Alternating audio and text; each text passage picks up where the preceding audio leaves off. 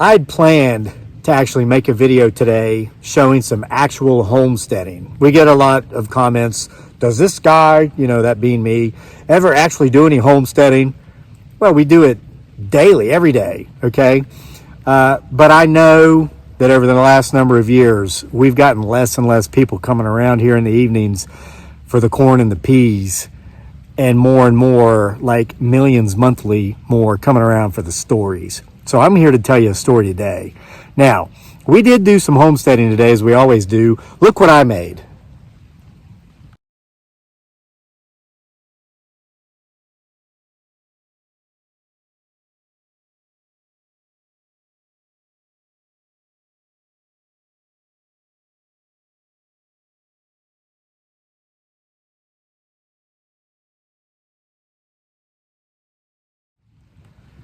Isn't that beautiful?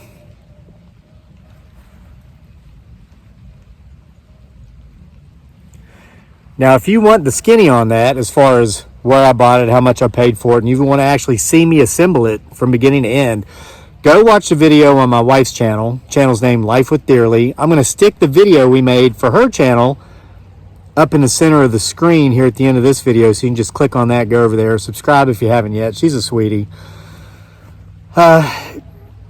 We do that homesteading stuff there. We do the storytelling here, and she doesn't come up here with me when we're this close to dark. It'll be dark in about an hour. There's a light drizzle. I almost didn't come out in the rain to tell this story because they're calling for lightning and thunder as well, but I wanted to because you've got to hear this story. I must warn you, if you're getting ready to go to sleep right now, you might want to wait and watch this story tomorrow. I'm giving you time to pause or click away, but I know you won't, and here you are. So here comes the story. This story was told to me by a good friend of mine who lives out this way. He gave me permission to tell this story. It's a story that's been passed down through his family for many generations. I'm talking centuries. He only asked that I not use his name or his family name. I have no problem with that. However, that's easier said than done, because this is actually the second time I'm making a video telling this story.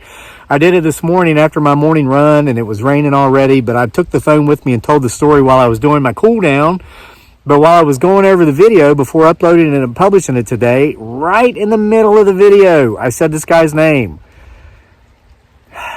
Trust me, you wouldn't want this story to be associated with your family either, because something very not so nice was done to someone else. I'm just going to get right into it, okay? There's a lot of families here in Virginia who are living on land that has been in their family for centuries. My friend is a case in point, okay? A lot of history has taken place here. We found, just on our 6 acres here, grape shot from Civil War cannon fire, okay, going back 170 years or so. And there were people who had already been here for centuries before that, of European descent, okay, because Jamestown, down the road from us there, 1604. So that was, 180 or 160-ish years before the Civil War. And mind you, 14,000 years before that, it's known that there were Native American Indians living here. A lot of history, okay? But this history goes back in my friend's family several centuries to just after the days of or during the Salem witch trials. The reason he told me this story, the guy watches the channel, he says, you tell a lot of Bigfoot, Sasquatch stories, and I've noticed here lately you're talking about a lot of paranormal type stuff. He says, but there's a couple of genres you've never really touched on. And I asked him, well, what are they? And he said witchcraft for one, and reincarnation for another. And I told him, well, the reason I've never told those sorts of stories is because I don't really have any personal experience with those kinds of stories, and I haven't really heard any, good stories in those genres from others, or at least anybody that I believed or found to be credible enough to where I would pass the stories along. And he said, I've got one for you. I'll tell it to you. And again, he said, just don't mention my name or the family name. And you can tell it on your channel because I think your viewers would like it. Here it is. Around the time of the Salem witch trials, you hear about, the people being burned at the stake because it was suspected that they were practicing witchcraft, all those terrible things. While that was going on, a lot of folks were fleeing the area because now that we know a lot of the truth about the history of that, you could basically be accused of practicing witchcraft and you were guilty. You know, one of the ways they would prove your innocence is they would strap you to a long pole in a chair and they would dip you in water repeatedly, you know, demanding that you announce that you're a witch. And these poor women, excuse me, these poor women, I'm not a witch. Are you crazy? Are you, you know, and usually it's because maybe the woman in question, maybe she was having an affair with, you know, local minister, or maybe the local minister had a crush on her and the wife got upset and the wife accused her. That's usually how these things went. Well, the only way to be proven innocent was that you would die. If you ended up drowning through that ordeal, this is like Stone Age era waterboarding, I guess. If you actually died, then the people would say, oh no, she was innocent after all. So the only way you could prove your innocence was to perish, was to die at the hands of your torturers. A lot of people looked around and said, you know what? I don't want any part of that. Let's get the heck out of here. And they left. Well, one such family came down here to my part of Virginia. And again, this is going back probably 300 years. So they came down, they settled. They had a beautiful daughter, the daughter they were trying to protect from this nonsense. She was 17, 18, 19-ish, late teens. She ended up falling for a local gentryman, one of the local, you know, and again, I'm not giving away my friend's identity by telling you this. Let me tell you, there are folks living around me within a 10-minute drive's distance whose land was actually granted to them by King James 25, 26 generations ago. And they still have literally thousands of acres that have been passed down over the last 300 years, however long it's been, okay? They're common. They're not uncommon. So it was one of these families, okay? So, long story short, they fall in love with each other. Turns out this young lady now in her early 20s actually was a practicing Wiccan, okay? She was good-natured. She loved the forest. She loved nature. She loved animals. She loved life. There was nothing malevolent about her. All of her practices were benevolent. Okay, she was innocent. She was harmless. If you remember the movie Sleepy Hollow with Johnny Depp, he played Ichabod Crane. I know you've seen that movie because, again, I know you're not here for the corn and the beans. And if you are, go check out Life with Dearly.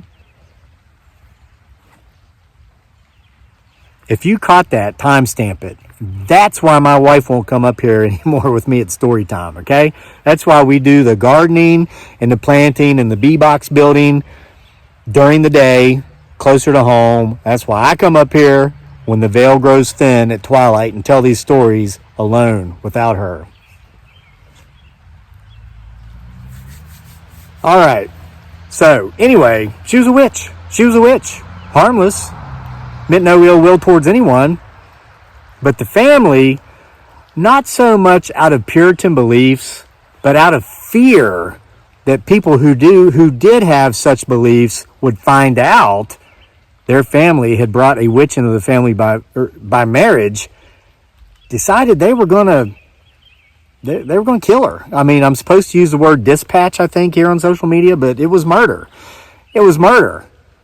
And they did it. They said, hey, let's do it the way witches are worthy of having it done. And they burn her alive at the stake. This stuff was going on all over the country, not just up in Salem, not just in Massachusetts. It was going on wherever it was suspected of taking place, this witchcraft. So this beautiful, young, lovely, perfectly innocent Wiccan who had never harmed anybody or anything, she said, if you want to see evil, I will show you evil, and I will show you evil for many generations to come. I curse you, she's speaking to her husband from the burning stake. I curse you. You will replace me. And when you do, on the night of your wedding, you will go completely bat crap insane, and you will take your own life. However, this will only happen after you have consummated your marriage, and the same shall take place. to your offspring on the night of his or her marriage. After they have consummated that marriage, they will go bat crap crazy insane. They will remember what you did to me on this night. This is where my friend told me reincarnation, not so much from beginning of life till the end, but at that point, the soul would become reincarnated in that all the memories would come back to that person, that offspring, a full generation later. And this would continue forever.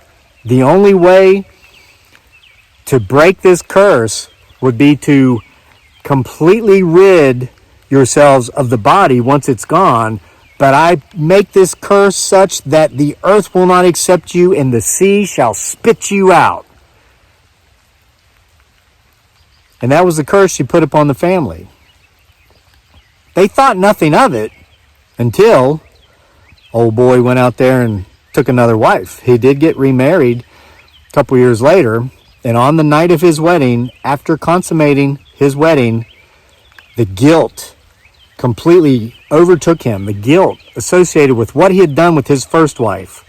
A harmless, beautiful, peaceful Wiccan who he and his family burned at the stake out of concern of what other people might think. Gee, that goes way back, doesn't it, throughout our society?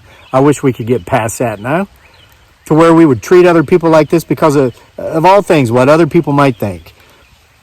Well, he hanged himself, and he did it in the house that my friend lives in now. And my friend's a little bit older than me. I'll give you this about him. He's almost 60. And you're thinking, well, that'd be a pretty old house. Hey, you can Google that. We were looking at properties for sale here recently. It was this morning, as a matter of fact. There are original log cabins in our part of the world that were built in the late 1600s. We found one today, 1690, I think. Completely restored and kept up to date, modern amenities, and it was on 157 acres. I think it's selling for $1.9 million. These places are beautiful. They're made with the big, wide, American chestnut lumber before the American chestnuts were wiped out by the Chinese chestnut, bringing over a blight that they were not resilient to. So anyway, the house is still there. The property is still there. So he hanged himself, but only after impregnating his new wife, who would give birth to a son. The story was passed down, of course, but it became a rumor. They thought, well, it was definitely the guilt. An insanity inspired by the guilt, but it certainly wasn't because of a curse. That's not why the new young man's father did what he had done and took his own life. That stuff's not real, right? Who believes in that? Everybody believes in corn and peas and bee boxes, but witchcraft, curses, yeah, right. Bear with me. Looks like that rain's coming. So, when this young man comes of age, early to mid-20s or so, he marries. But now he was thinking ahead. He was considering, well, maybe it was my dad just went crazy. Maybe it was a real curse. He got married on the Chesapeake Bay, which isn't far from here. And the reason he did this is because he had a plan. Because what I left out about his father, who hanged himself after going back crap crazy with the guilt, thinking and remembering about what his family had done, though they buried him for days, his body was showing up on the front lawn. They would wake up the next day after having the funeral, and his body had been unearthed as if the earth had spit it out. Like the witch, the Wiccan, I like that term, Wiccan, the Generation Z psychiatrist I saw the other day, he was a termologist. He said terms mean something. We're not going to use the word witch around here. That does have kind of like a negative, evil connotation to it. We're going to use the word Wiccan, which to me is like beautiful lady of the forest, harmless, means no ill will towards anyone. The earth spit him out. His body kept coming up until they finally just burned the body. It's the only way they could figure to get rid of it, to keep it gone, turn it to ash. Well, his son, who got married on the Chesapeake Bay, consummated his marriage that night, went bat crap crazy. They say that he was screaming, telling of the tale of what they had done to what would have been his paternal grandmother. No, it would have been his dad's first wife. Okay, it wasn't a grandmother yet. But he said he could see it. He couldn't live with himself for doing it, as if he had taken on or taking in the soul or the spirit of his biological father, who he never knew because he had died before he was born. He walked out through the waves of the Chesapeake Bay into the water. He drowned himself. They didn't find the body, at least not then. It washed up on shore a few days later. They had the funeral, they buried it, but it kept coming back until they burned it. It was the only way they could figure out to get rid of it and keep it gone. So the land kept rejecting it, and even the sea, as this young man drowned himself, even the sea spit it out, spit his body out. But again, not until after he had consummated his marriage, during which he impregnated his wife. So next was the third generation. The third generation of cursed offspring, cursed because of the burning at the stake, a beautiful, peaceful spirit of the forest, a Wiccan, who they chose to call a witch, out of fear someone might find out she had married into their family. Well, the family had a bit of relief when the child was born because it was a girl. And they thought, certainly there's no way it could have been a curse anyway. It was just, the first guy, he went crazy because of the guilt. The second guy, well, he must have just internalized this fear, this great fear that came to fruition because he spent his life worrying about that. It was like a self-fulfilling prophecy. Had to be, because certainly there are no curses. Well, the story then became, of course, while this girl, the third generation, while she was growing up, it become kind of a joke. And they were telling her, you don't have anything you have to worry about because you're a girl, for one thing. Certainly this Wiccan that we burned at the stake would have mercy for you or take pity on you in the fact that, like her, you're a girl. You're the fairer of the sexes, of the genders, and you wouldn't have done anything if you were in her place. You might have actually taken up for her and stopped it. But she still had her concerns. She still had her worries. And she prepared. She would get married at 20, which was actually late for back then. But since his family actually had money, they didn't typically marry their daughters off in their teens like the less financially fortunate families did back in those days. On her wedding night, after consummating her marriage, like the men of two generations before her, she went bat crap crazy. She entirely and completely lost her mind, and she became possessed by the spirit of her paternal grandfather, the man who, along with his family, did that horrible, dreadful deed of burning that peaceful, lovable, nature-spirited Wiccan at the stake.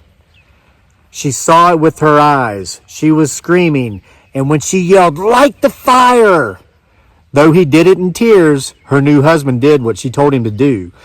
Because you see, she prepared. She made preparations for just in case. Beneath the second-story balcony, which you could step out to from their bedroom, they had a door that would step out onto a balcony. She had readied a pyre, a big pile of extremely dried, seasoned timber. I'm sorry, I got to do it.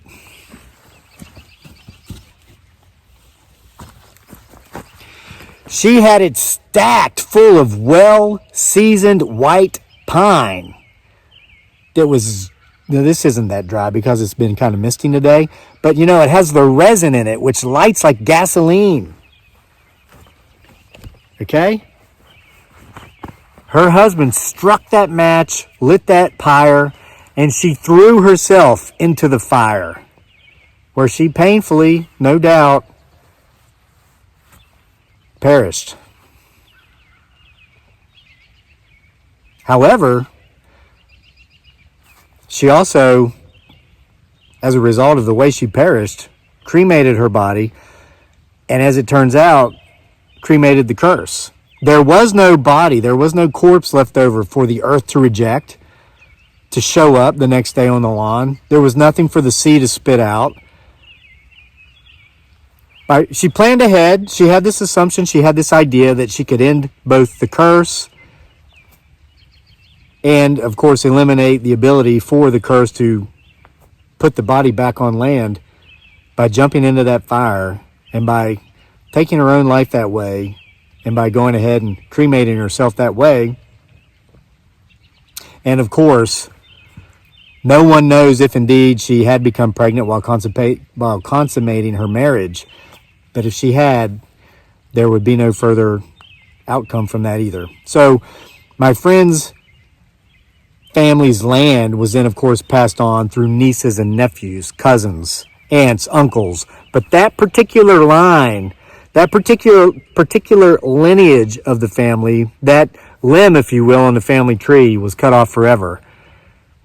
And this still would be going back centuries. But he said no one that he's aware of in his family has committed suicide since. No one's taken their own life. And he says, if anything, and I know a couple members of his family, he said they go out of their way not to judge. They go out of their way not to say that the way somebody else lives their life is wrong because it's not the way they live theirs. Because their family knows firsthand what can come of judging and taking action and doing some very nasty things based upon your disbelief that the way someone else lives is wrong because it's different than the way you live your life. So there's no beans and corn in there, but there's a lot of meat with those potatoes to think about. And again, go to my wife's channel. The box should be popping up right now where you can click on that video we made about the bee box, see how that was done. See you for more next time here at Homesteading Off the Grid, where sometimes we actually do homesteading.